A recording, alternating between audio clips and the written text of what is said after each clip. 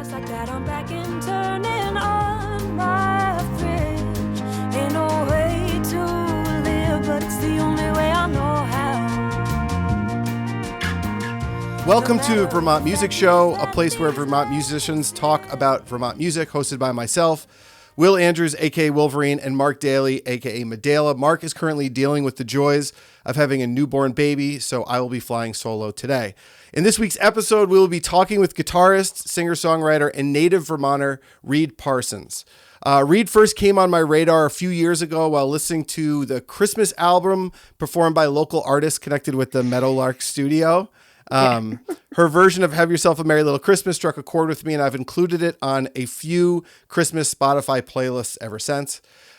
Soon after, I checked out her self-titled record and really dug the catchy melodies and the Joni Mitchell meets Head in the Heart style vibe. I especially liked the choir outro on Not Ready to Return. The last song on that is really nice. I have a couple questions about that later on.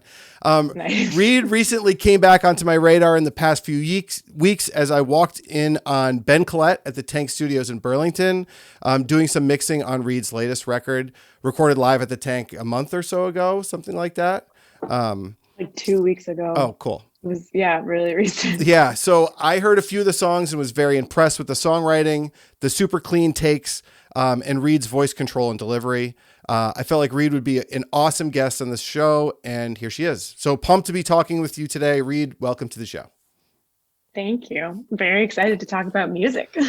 Yeah, so I do a lot of work with Ben at the Tank, recording with him. You know, he's kind of like a really good friend of mine, also an awesome engineer, and I was coming in after he was doing some mixing on your stuff, and I got to hear like a couple songs, a couple things that you were doing. It sounded awesome. Yeah, we had such a good time. So I think there was like a lot of pent up energy and desire to play for a while during COVID, and just having so few gigs and having a creative project like that, just like everyone came in so pumped and ready to play, and just we're so excited about how it's sounding already. It's like, it really feels like a relief in a weird way, but just like this, like honestly, just like a release of music. You're like, you need to put it out there, and being able to have a place like Tank and an engineer like Ben to work with was just like, and also Rob to help like set up everything and just like give general awesome vibes, it was really, really nice. Like very special. So. Yeah. So, those guys said that you guys were super prepared for it, but we'll dive in deeper into that stuff a little bit later on, but let's give like a little bit of background information for people that might not know you well, like a native Vermonter, like where'd you grow up? What's like some of the early music stuff for you? Yeah, I grew up in Moortown and Waitsfield, so central Vermont, and went to Harwood Union High School and Waitsfield Elementary. And I think that's really, I mean, my family's super musical. My dad and grandmother are really musical, and my mom also has like a good ear, you know, so wasn't lacking one side of the family. But I think my first performance ever was at the Waitsfield Elementary School when I was 4 years old. I sang at an assembly, a song about brushing your teeth, and that's when it all kind of started. Did you write it? Did you write the song? No, I don't know actually where the song came from, but my dad is a harmonica player, and he like got up and performed. He's like very into performing. And my older sister, and I accompanied him. But then Jeremy Hill, who is an awesome bassist, was my music teacher, and I like, you know, whatever, started on the normal student circuit of like, you start with playing piano and recorder, and then I was like, chose the saxophone because it was interesting, and I like always liked singing, but not like I didn't like choir, and that like style I wasn't into, and you had to choose between band and chorus. So I, in high school and at Harwood, chose to play the saxophone, and was fortunate enough to be taught by Bruce Sklar and by Chris Rivers, and like also Brian McCarthy was my saxophone teacher. So I had like a pretty epic, the program there for lessons is subsidized, and Oh, cool. I paid like $17 for hour-long lessons every single week that you'd get to skip class for. So Yeah. I would arrange those around the classes that I did not want to go to, and got out of a lot of like chemistry and math classes that way. And yeah, started a band in high school, was really into the jazz festivals that were like all around, you know, like the Winooski Valley and Allstate, and being able to play at the Flynn when I was in high school. Like the Vermont music scene is so supportive of young people, and I felt like I really got a lot of experience playing in front of really large crowds when I was young, and really appreciated the ability to do that. Yeah, and then I went to college for music and social anthropology, but it was more classical, like it was very classical theory based and not really what I was interested in doing, but it was like a good challenge. Kind of brutal, but got me like better at writing and arranging music, which I feel like is really important for being able to produce your own songs. And it is just good to like stretch your brain into different areas and be able to focus more on, like I had no classical background, like a lot of jazz training and just like, you know, standard regular music training, but like no understanding of different artists. And yeah, really was stretched during school. And then moved back here after school and started performing. So yeah, that's kind of like the quick of it, but had a lot of help from the Vermont public school system with like so much opportunity, especially in jazz, to play with like incredible musicians who still are on the scene. So Where'd you go to college? I went to Harvard Okay. and double majored in social anthro and music. So I was really interested in like ethnomusicology, and that was always what I knew what I wanted to do. I like love talking about music and learning about people and like how they express their culture through music. And so I wrote my thesis on like it was a thesis on Americana and bluegrass musicians and how they like the different performances that they would give of themselves in different contexts and different circles, like with bluegrass being really traditional and more rigid, and then Americana giving that flexibility and but less of a tradition and less of like a community, and more for like the financial support. So that was like a huge effort, but it was a really, really cool project to work on and got me much more involved in Americana and like understanding that like roots style music more. So Did you gig a yeah. lot in college? No, I did not really have time. I was like very busy in school, and I was like, if I chose going to school, then I'm gonna do school. So I spent a lot of time in the library, and I think I had one gig, but I also was in an a cappella group, Oh, so cool. therefore the arrangement at the end of Not Ready to Return. But Oh, there you go. yeah, so I did a lot of, I mean, I sang a lot in college, and that's when I started getting really into like vocals and just more.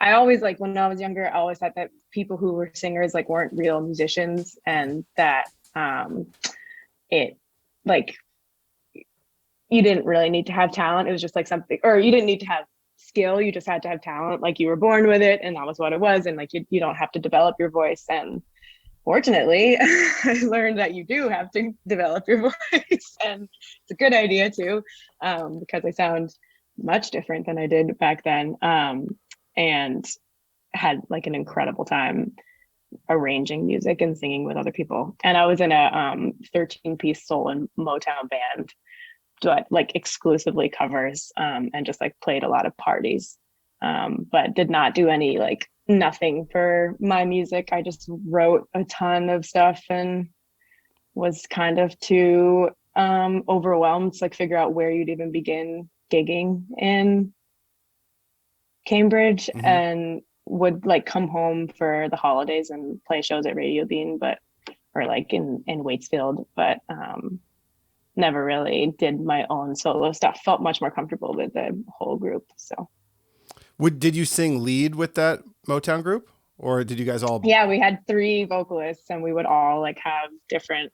We'd just divide the entire set because there'd be like 3 hour long shows for 4 hours, and like you're playing for a long time, and you have like really bad sound systems most of the time. So just like vocally getting exhausted and Oh, yeah. having that three different people to cycle through and share that burden was really helpful. But yeah, it was sweet. I had a great time. That was when I learned like how to sing with more support Mm-hmm. and more energy. So yeah.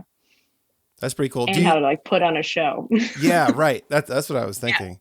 Yeah. Saxophone, you still play, or did you stop in college, or? I definitely stopped in college, but then I started again in college because I was like, this is actually so much.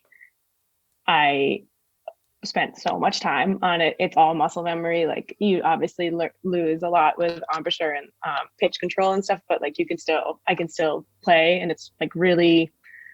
In college, it was really helpful for me because most people were completely fluent on keyboard, and I had to like learn how to play keys like for you had to have tests where you're just playing. It was a kind of intense. Just a lot of like you had keyboard section and then have to go and like play and test out with that. But it was really helpful for me to have saxophone because I was like, okay, I can like learn all this stuff on sax and then transfer it to keys, and for some reason that was just like a lot easier than just going straight to keys. So that was helpful. It was a really good tool for me, but I definitely because I never really thought about the connection of guitar and keys, and sax was like much more rigid in my brain. So it was more of a tool. But then after college, I started playing again, and I play now, but not out. It's like, again, I use it for arranging a lot. Mm-hmm. It's nice to be able to it's helpful for writing rather than singing. So That's cool. yeah. You mentioned like writing. So you weren't necessarily gigging too much like on your own music in college, but you were writing a lot of like lyrics, poetry, stuff like that. I read a little bit about some of your background doing poetry, slam poetry, stuff like that. Was that along the same time that kind of happened? You were writing your own lyrics and poetry and stuff like that. Yeah, I never write like poetry and lyrics separately from songs. So like for music. So like poetry, all the poetry I was writing for slam poetry was like completely distinct, like very different space and style. And it's really a lot about like slam poetry, how like it works in college. At least it's like hyper competitive, which I really like because I'm really competitive, but like it also made me feel like it wasn't, you do expose a lot of stuff, but you like know what gets you points. And I grew away from that because I was like, damn, this is crazy. I get like people want to hear like the worst possible thing that's happened to you, and like they want to hear it like rapid fire and like love these like gritty stories, which people do in music too. Like there's certain songs I know hit harder because they're more vulnerable or because they're like something's like a little weird about them. And I was like, this doesn't feel super authentic. So then I just started writing music on my own, just got really into copying different artists and like trying to do different styles. And I used it as a procrastination tool, like absolutely. Like, I would be like, I have a huge assignment that I have to do. And I was like, but instead I could just write a song. And sometimes I could get credit for writing a song. There's like some ways that you can figure out how to do your own project. And but I mostly honestly just wrote to not do other work. So yeah. And in the summertime, like I would work and write music and never play it to anyone, but just record myself and just keep churning through, and had like a huge sheet of butcher paper that I just like write all these different song ideas on and then just cross them out as I went through them all. So it was a good way to like shed, basically. Do you still have that paper? No, but I think I have a picture somewhere. I do have all the notebooks where the songs are. I can't say they were all good, but like what matters is writing them. You know, you got to get the practice.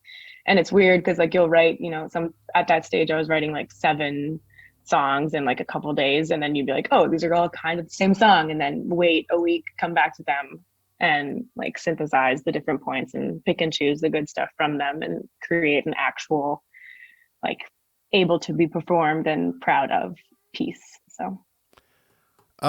So after college, you moved back to Burlington or the Hardwood I area? moved to Vermont, but I moved to Virgins, and then to Shoreham, and then to Middlebury, and then to Burlington. So Okay. did a little Addison County circuit, and moved back to Burlington after I had like a couple shows in Middlebury or in Burlington when I was living in Middlebury, and I like almost fell asleep driving home a couple times, and I was like, all right, we are not gonna do this. That ride on Route 7 is so fucking boring, and just going, you know, at nighttime when you're so tired and being like, I can't even stay up and appreciate this show because I know I have to drive home. And so I was like, all right, time to relocate to Burlington. It's really nice to be able to be closer to shows and have people to like an actual music community to connect with, because there's certainly like incredible musicians down there. Like, you know, Russ Lawton lives in Middlebury, Yep. or in Shoreham, and plays in Middlebury, and like there's still a little scene, but it just not in the same scale that Burlington can offer. So yeah. So when you It was a little moved, while. so were you still, even when you were living down in Addison County area, were you still that like after college you started to do your own gigs and started to kind of follow this music thing? Was it almost like right away, or like how did like the gigging in town and in Vermont thing happen for you? I like always, I mean, I think in as far as like commitment to it, if that's what you mean, like that's always been there. I think I just had like I didn't start playing with other people until like 3 years ago. And so I'd have a lot of gigs, but they were solo shows. And like, it started to like wear me down really quick. Solo shows are brutal, especially when you aren't like doing a solo show from your band, you know, like taking that break away. It's like this is just you all the time, doing all the booking, like trying to get friends to come, you know, you're pulling 100% of the weight. So I definitely like didn't have a great time gigging, and was like very focused on writing. I'm always like, I love to play, and it's so much more fun now when I have a band, but like writing has been the main kind of thing for me, and always has. I don't know, I socially had a really hard time. I'm living in freaking Shoreham, or as there's nobody there. I was working down at Champlain Orchards, and like had just threw myself like into my job, and it was great. And it was a really good way to pay off my college loans, but like it was not a great place to build a community and like get inspiration and people to like come to your shows. So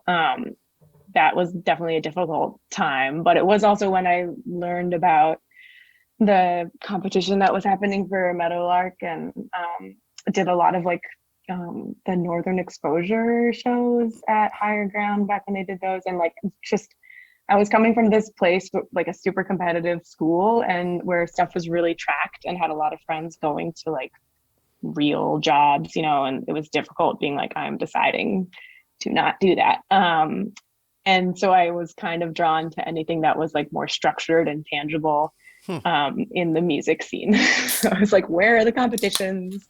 Where is the way that I can like, what channels can I use instead of just gigging?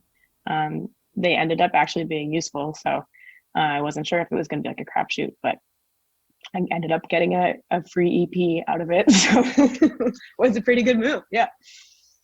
Yeah. Yeah. I mean, But I forgot that, I mean, I moved to Addison also from Paris, which was another bold move. Sometimes I just make decisions and I'm like, we'll see how it goes. Because after college, I went to France on a fellowship to study street musicians, like who Muslim street musicians, and similar to my thesis, like talk about like what the presentation was like to like the general community and like what it was like within their communities. And that was a really intense experience, but I was also completely alone and wrote a ton of music. Obviously brought my guitar and carried it around wherever I went and wrote a ton.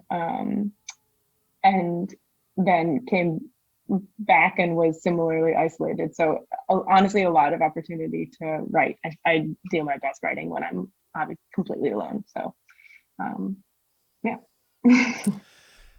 Very cool. Yeah, weird lines, but yeah, but I mean, I don't know, like I like what you said about normally you think of someone starting out as like, I'm just going to gig as much as possible or do something, but you kind of took it in a different approach, which is awesome. I mean, getting a free produced EP that sounds wonderful out of it. That's rad. Getting some press out of that too. Like that's a really smart move to go in that direction. Yeah, I just didn't know how to record. You know, it's like so fucking expensive, and especially when you like don't even know who to work with and like how studios. Like I had no idea, and I was recording stuff in GarageBand, but like that's obviously not good. And you don't know how to get like how does press work? None of those things are like you can obviously use Google, but you don't learn how it works like within your specific community unless you make some sort of connection with people. So yeah, that having like I honestly thought I was like, this is going to be probably a waste of time to do the like to do Northern Exposure. You have to like guarantee sales of tickets, and it's like, you know, it's like kind of brutal, and like you have no idea if anyone's going to show up, but then it's like you actually have there's people, and like there's a way for, because there's other people who are also looking to find ways to play, and also people who want to hear new music, and it was like way more valuable than I'd anticipated. And the same thing with the advanced music singer-songwriter show, especially like just having so many rounds was really helpful to be like, I can have all sorts of different audiences to be in front of. So have you thought about signing up for any of those national ones that happen all the time too? No, I don't. I don't know. I feel like I probably should, but I have some difficulties procrastinating sometimes. So yeah. I hear about that. Yeah. Well, let's I don't know talk. if you've heard of procrastination, but Let's talk a little bit more about songwriting. I mean, that's been a major piece from, at least from the story of you that I know through reading and following you a little bit, and then also just the songs and listening to them, and kind of what you've been talking about here too. What would it be like if someone was to watch you write a song? Is it different every time? Do you have a process? Does it hit you?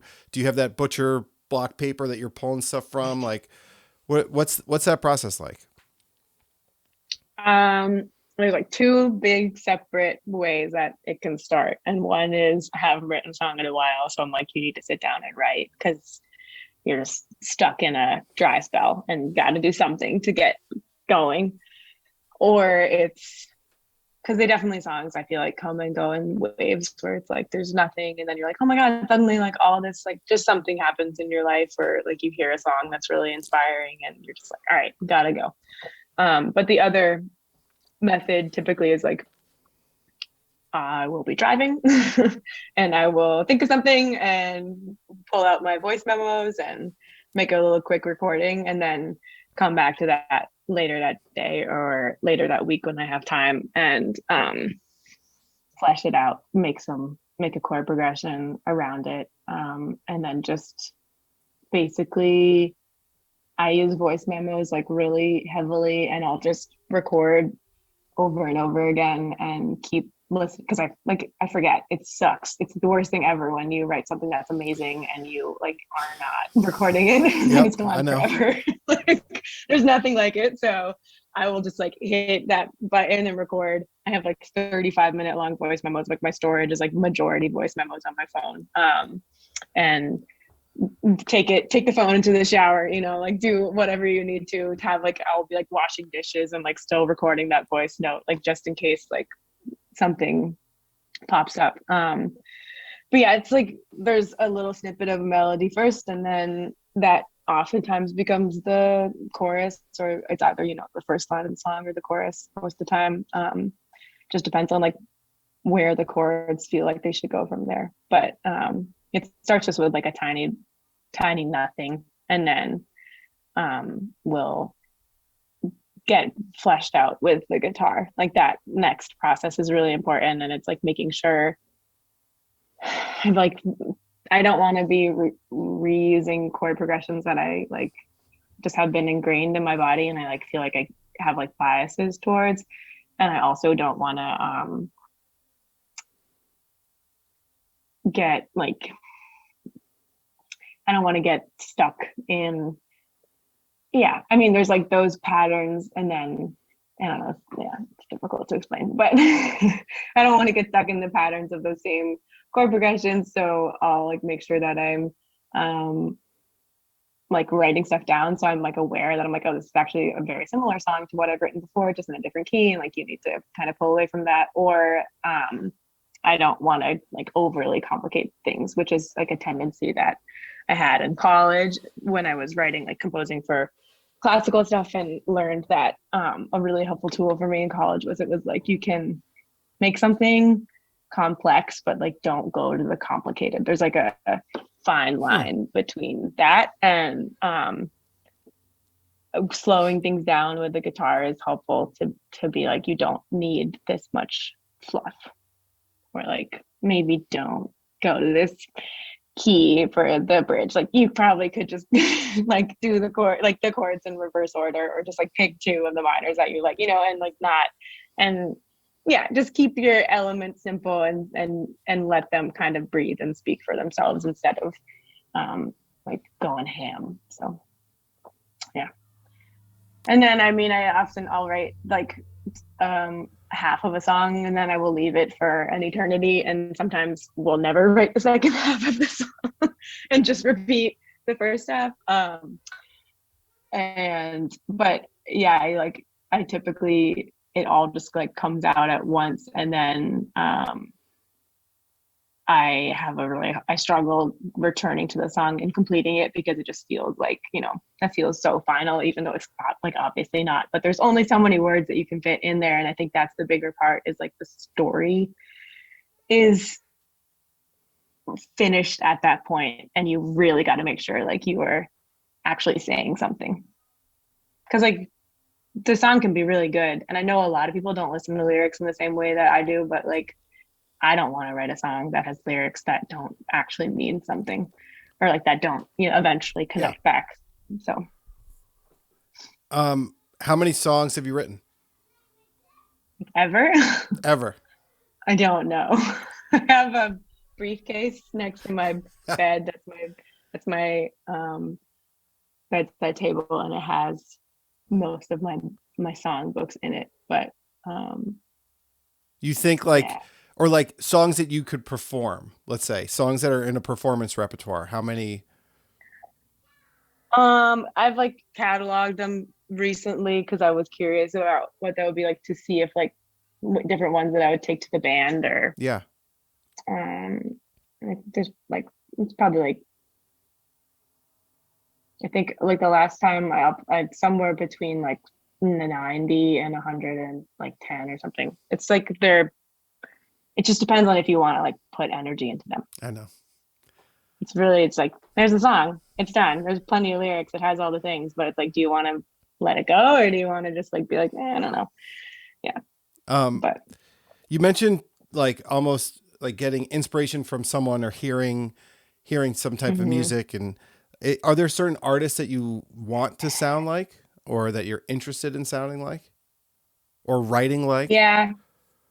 Yeah, definitely. Like who? The writing,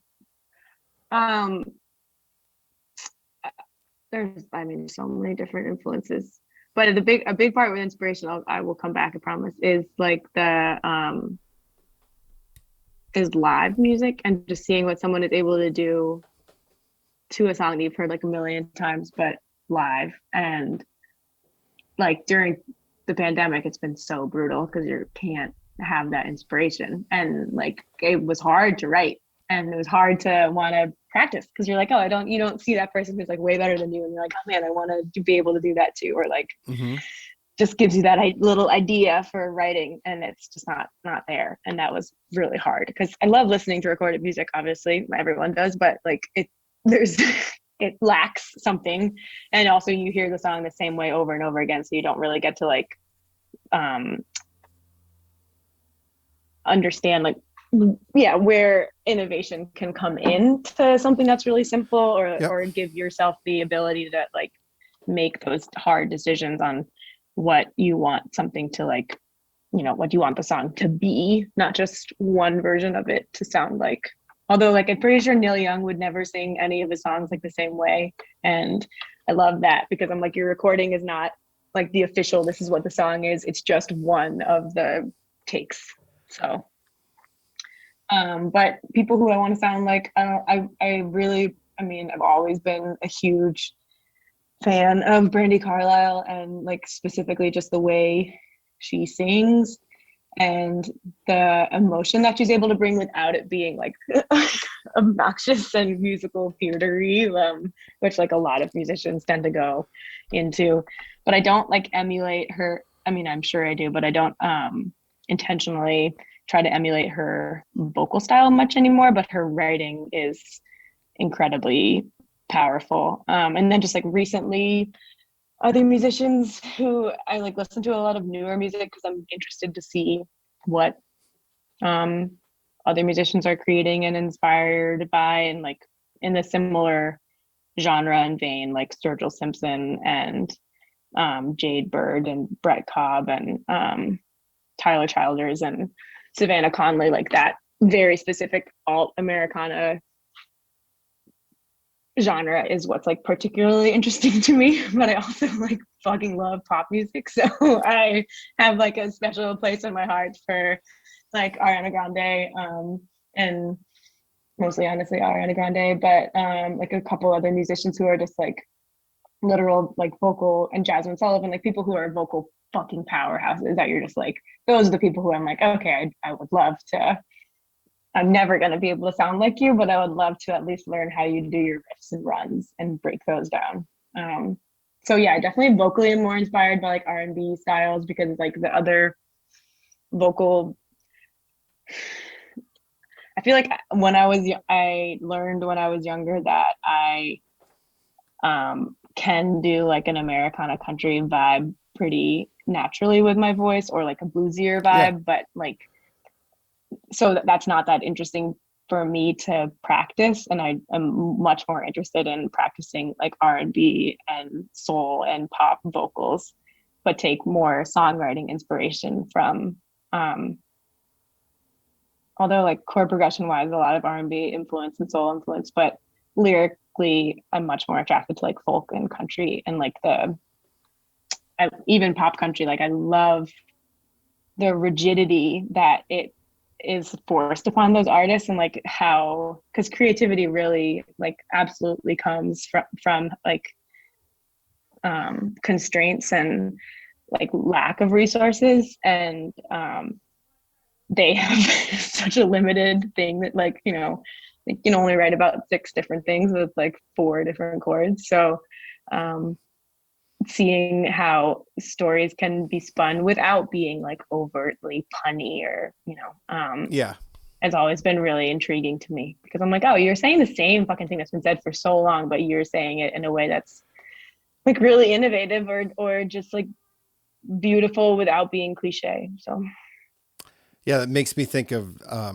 Tyler Childers, like especially like being able to sing, to write a song on a chord progression that's been done a million times, and a specific idea that's been sung about for 250, 300 years, and still make it so poignant and like hurt, like, that's an incredible skill. I know. And I'm like, I'm like, how do you do? That's what I'm always like, how do you do that? That's what we want to get to.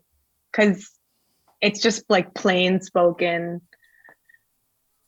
and very honest and frank, which like I am those things and also like really respect those things. And but it's still like really beautiful and vulnerable. It's like you don't have to, it's not boring. It still has like all of this emotion and yeah, like grace underneath these words that are just like, you know, used 1,000 times. It's still poetic without being overtly so. Mm-hmm. So yeah. One thing you said just about like this always interests me talking to a vocalist or just being how every vocalist has different voices where Mm-hmm. you can if you know you're Ariana Grande or Dua Lipa or someone like that, like super clean pop vocals, but within one of their songs there's all different type of styles. And for you, like a pop soul sort of vocalist or a Americana vocalist, it's all in the same sort of voice. Like how do Mm-hmm. you do you want to do more pop soul-y sort of stuff? Do you like sticking with the Americana? Like as a singer, do you want to try to do different shit, or do you like just like you like that sort of like folky sort of voice that's easy for you, like you mentioned? Like what's that like for you? That's an interesting question. I definitely want to do, I feel like, you know, it's a good song if you can do it in like a million different genres, you know, so you're like, oh, okay, this like could be rocky or, you know, like just depending on the instrumentation. Yep. And then modifying your voice to fit. I'm like a little nervous about, I feel like I was like obsessed with mimicry. Like when Robin Williams and like Mrs. Doubtfire at the beginning, like when he is a cartoon voiceover artist or whatever, like Mm-hmm. that was like, I was like, that would be my dream job. Like I love accents. I love mimicking. I would mimic like all the time growing up, and my mom would always like be like, "What the fuck?" She's like, "Is that the cat?" And I was like, "No, I'm just imitating." Like I love mimicry, and I'm more worried that I will go too far in one of those directions and like lose my voice. So I'm kind of less interested in changing my voice and more interested in like just honing it in and like strengthening it, definitely, and improving it in ways that are not do not affect my tone, because like I don't love when people have like vocal affects. Like I know everyone does, but I kind of feel like my goal is to get like stronger in my own voice, because like literally my voice, because I feel like my writing is strong enough and I want to be able to be like recognized for my tone no matter what's underneath it. So I'm more interested in playing around with the instrumentation and seeing like what that production side of it would look like rather than modifying my voice. So like that's why recording with Ben was so nice, because I was like, oh, this is what my voice actually sounds like. Like who knew? Because on previous recordings, it's like really, it's like there's compression, but it's also just like something with the mics that are used where it's really clear in a way that like is not what's in my head or like on my voice memos or like how I sound, you know, in a Yep. not even as good recording. And I like having the texture that it brings, and I'm interested in like developing that texture more. Perfect segue. Do you want to talk a little bit about the record that you are recording? I just heard a couple snippets of it, and you know, Ben's just an incredible engineer and kind of like Yeah. a wizard with his gear, and is never you can go as far in one direction in crazy compression and delay and doubling and do whatever you want, or you can go as far to the other and just super clean tone like you guys did, you know, one mic, you know, like everyone live doing just like really good clean takes over awesome gear. So can you talk a little bit about the album or the process behind it or the idea behind the writing, like whatever you'd like? Yeah. I mean, the biggest thing was that we just really I needed a project. I was like, it's the middle of winter and I'm losing my mind. And like, you know, COVID's lingering, and also not sure when vaccinations are happening, or like what the music scene is going to even look like this summer. And just, you know, when you're in February, summer is very far away. So couldn't even fathom what that'd be like. But last year we had 2 shows. So I think the year before we had like 50 or 60, yeah. And then we went to 2 shows, both at Camp Mead, which were awesome and had like hundreds of people there. So we still got to see a ton of people and have like incredible experiences, but it was not enough music time. And then we lost our practice space. And also I need to be really careful with COVID because of my job and my household, and just like wasn't comfortable having to be maskless as a vocalist. So we like completely pressed pause on the band. I wrote a ton still, but we did not get together once it got cold. So I was like, all right, we need to find a place where we can record that's safe enough, and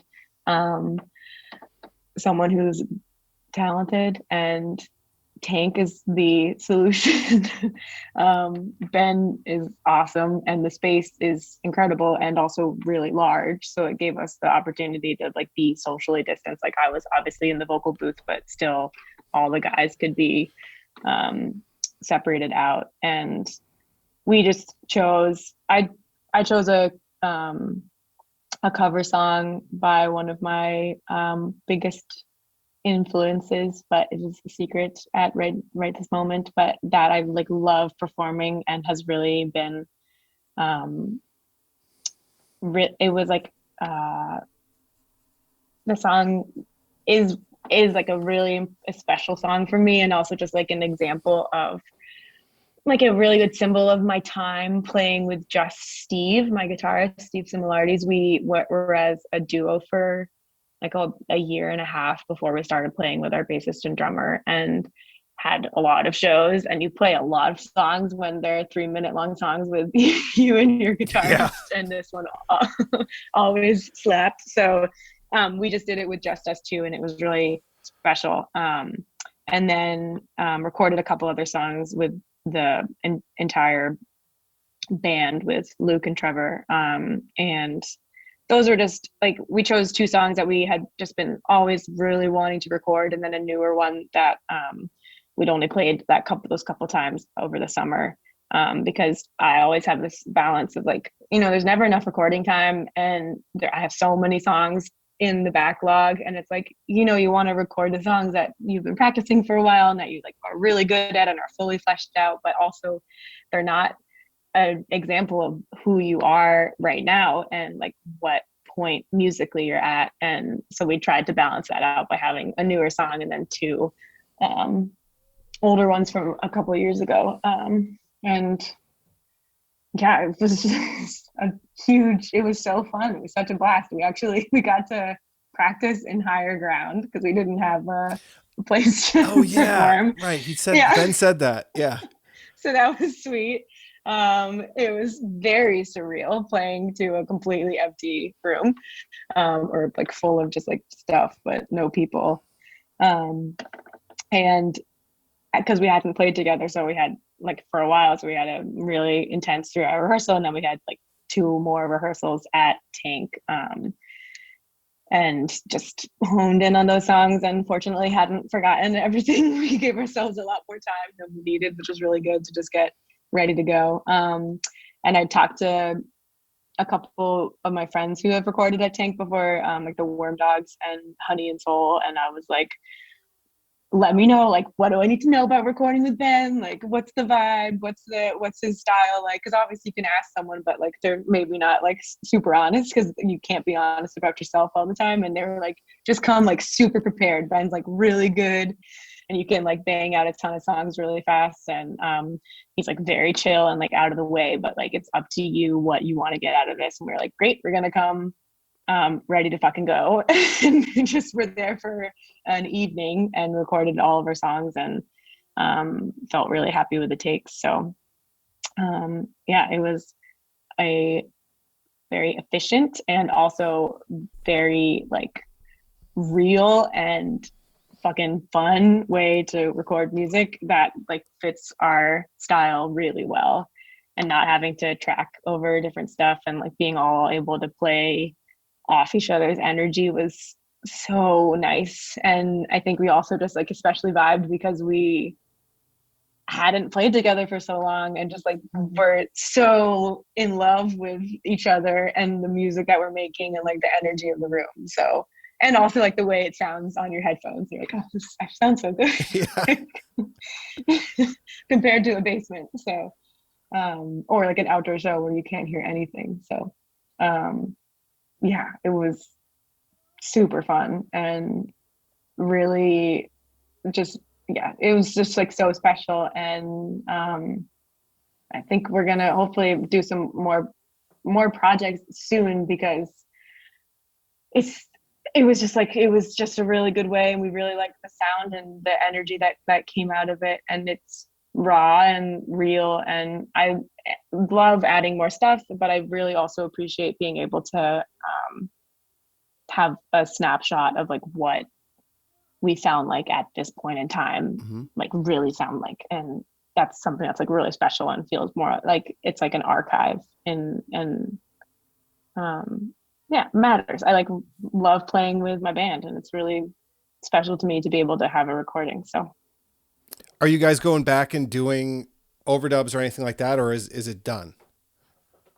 it's going to be all done tomorrow. I have one section that I sit with the recordings for a while to see if I can like, if I'm like super critical of myself, so I know about trying it. to see if it's just my self critique, or if it's like actually something that's a problem. So I had to listen for a while and give myself some space, and discovered there was one part of one song that I like can't handle and was ruining the song for me. So gonna return to iron that out, but just me vocally, because I, in the fashion of being really interested in pushing myself and taking vocal inspiration from singers such as Ariana Grande, gave myself some vocal lines that were really difficult, and would like to do a better job hitting them. So yeah. Yeah, I mean, I heard that one of the songs was that secret song, and I don't Mm-hmm. know if it was that or if it was one of the other ones where you're just like pretty seamlessly jumping octaves in like an eighth note sort of pattern, and I was like, it's extremely difficult. I mean, I've described myself as a bad yet willing singer. And like I'm a trumpet player and a piano player, but like, man, to be able to have that type of vocal control over octaves in a half note, and like just be able to jump back and forth seamlessly, but you were going through it very quickly. I was very impressed. And you're in tune the whole time too, which was impressive. That's the goal. Thank you. And it's really the goal. That's the part that's bothering me. I was like, it sounds good, but it's not in tune, and I'm not interested in using Melodyne. So I'm like, Yep. we are going to go and see if I can vocally do this myself. But yeah, honestly, I sometimes write myself into these corners where I'm like, why did I do that to myself with this vocal line? But it's good. You get good practice. And honestly, again, it comes back to that, my like stupid, prejudice against vocalists by being like, you just know how to do it. And it's like, no, you can actually improve and become a better vocalist if you practice. And yeah, practice makes it a lot better, especially with pitch. So yeah. When do you think that the album will be released? I am not sure exactly when we're going to release it, but it will be before the summertime. Awesome. That is the goal. So yeah, the next couple months. Unless summer comes early, but Hopefully. I think it'll be, yeah, pretty soon. Pretty eager to get something new. It's been a year, so and I've only released ever 5 songs, so trying to bulk up what's available on the interwebs to give Mm-hmm. people some more options, because I know personally, like there's a lot of artists I resonate with, but only 1 or 2 songs, and want to make sure I can resonate with more people. That's awesome. Well, Yeah. good luck with that. I'm going to Thank go you. through a bunch of quick questions for you, if that's cool. Yeah. And I mean, obviously this whole time I was thinking too, like it would be awesome to do this again sometime and talk more about your experience and with like the musicology sort of lens and dive into that because, you know, I love talking with people about music specifics because I'm a bit of a music psycho. Okay, we're going quick questions. Okay. What's the favorite lyric that you've ever written? Like favorite lyric of your own? Oh my God, this is not a quick question.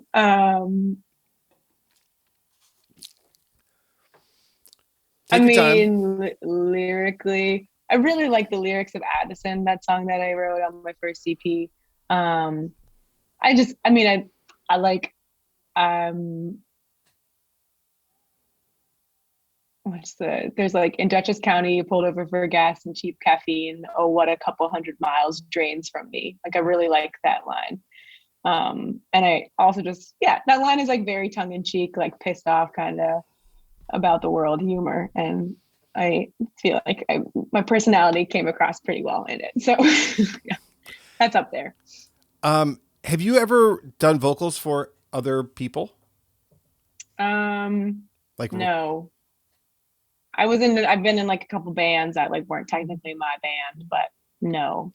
Or, you know, they were my band, but they weren't like under my name and my music. But no, not that I can remember. I'm trying to, it makes me some of what you were talking earlier just about pop music and kind of different instrumentation, stuff like that. I was wondering if you had ever done that sort of stuff. Yeah, if I can't think about it and name it, then it wasn't important.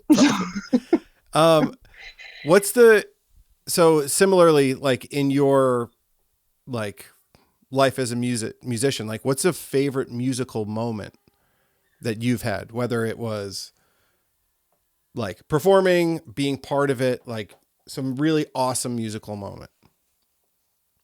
What was a particularly awesome musical moment?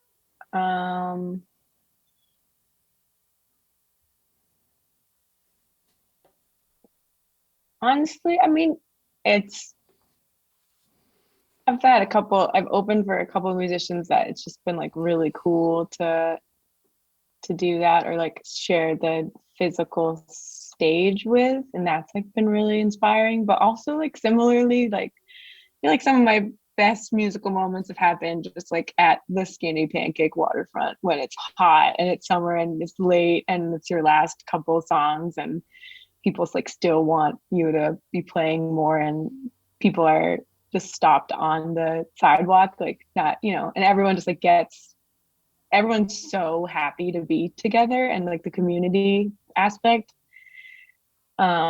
is super special because you'll look at the crowd and like people are not self-conscious at all. Like they're all just like grinning and like having a good time and really like not in their own heads. And that's really the most like special thing for me. And those moments I feel like happen a lot in the summer when you're outside and everyone's just like kind of tired from like one of their best days. And yeah, those are really special.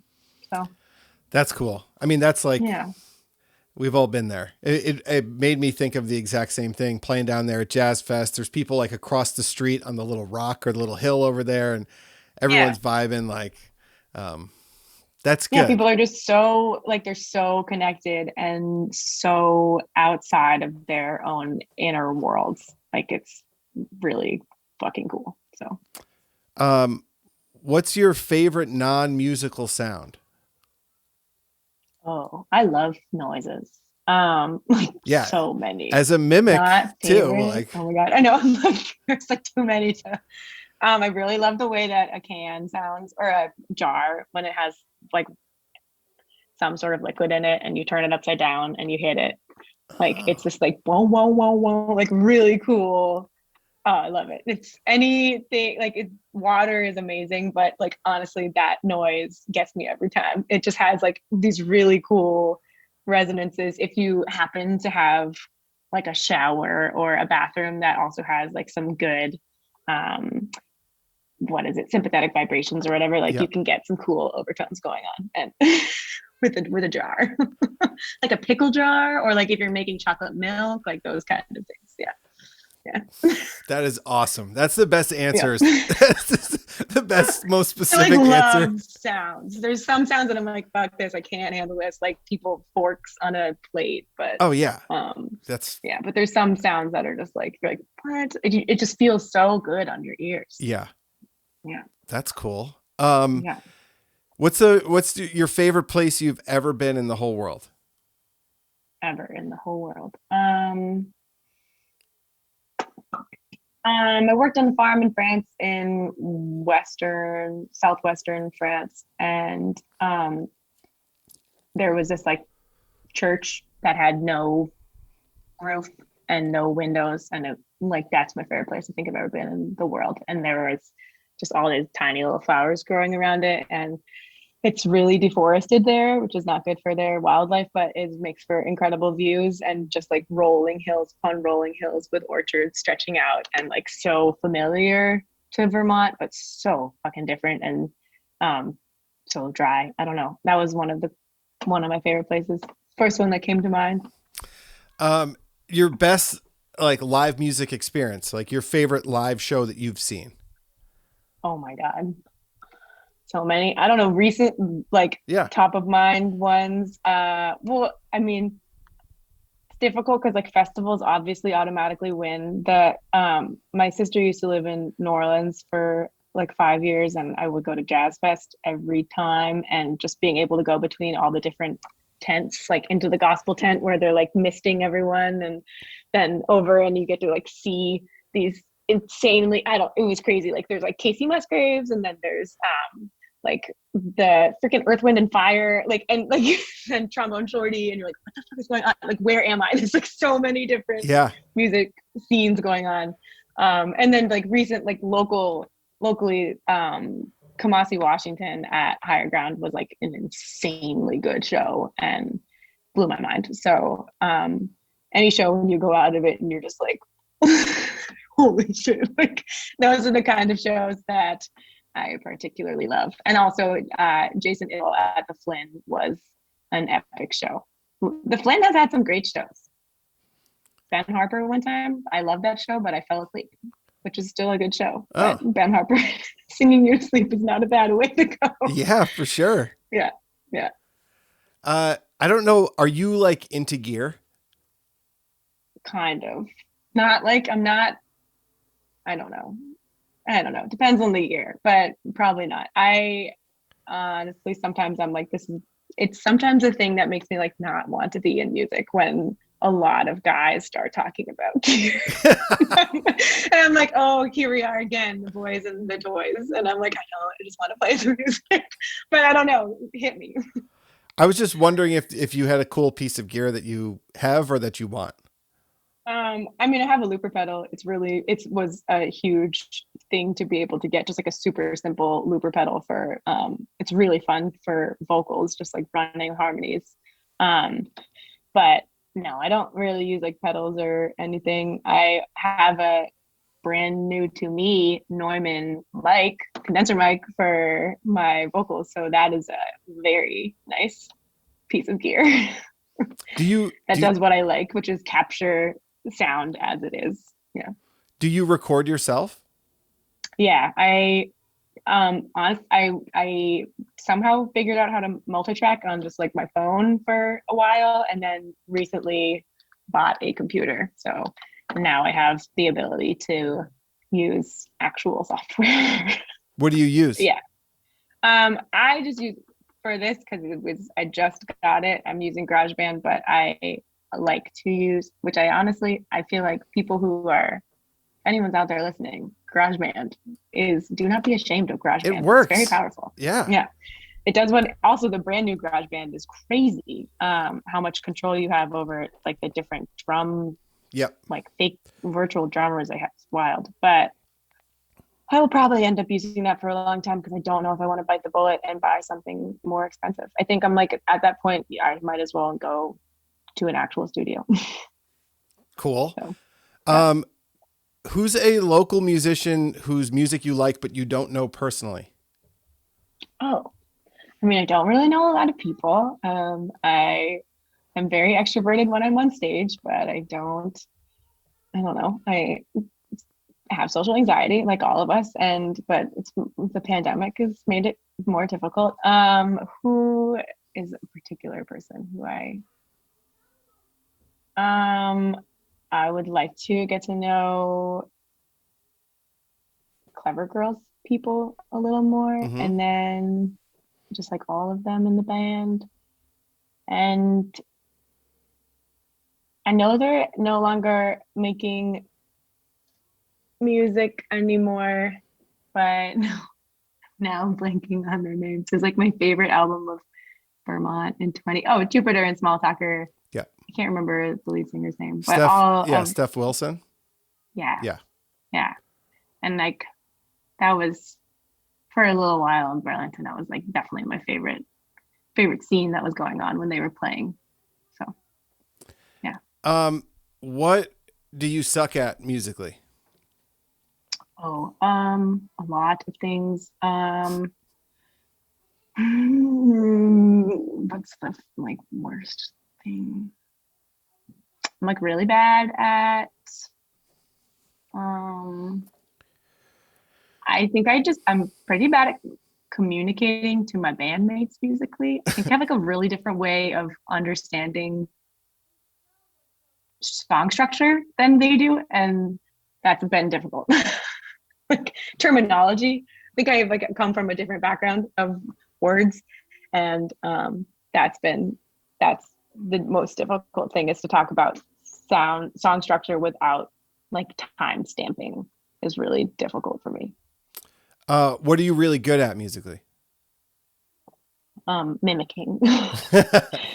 Really, and building harmonies. Those are like very easy. It's really easy for me to like if someone is like what line would I do for that? Just like sing it out for them or like sing the harmony or further it. Like if Steve, our guitarist, will like, what do you think of this line? I'm like, why don't you do this different thing? And then being able to ear training and that is my ear is really strong and I sometimes rely on it too much. That's all I got, Reid. Thank you. Sweet. Yeah, this has been really cool. Really love talking about music. So. Go to the stream. The air burns my lungs and it brings me